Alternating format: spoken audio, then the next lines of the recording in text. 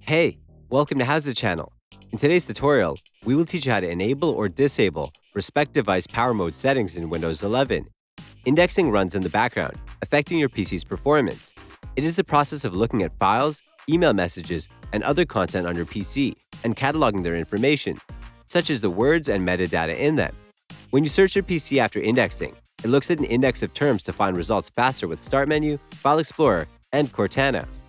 Click on Windows icon on the taskbar. The menu will pop up. Click on Settings. Select Privacy and Security.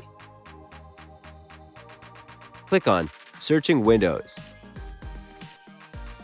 Look for Respect Power Settings when indexing. Turn the switch off to disable the option. Turn the switch on to enable the option. That's it. Thanks for watching the video. Please like it and let us know if you used any of our tips and tricks. Subscribe to our channel. We upload new tutorials every day. See ya!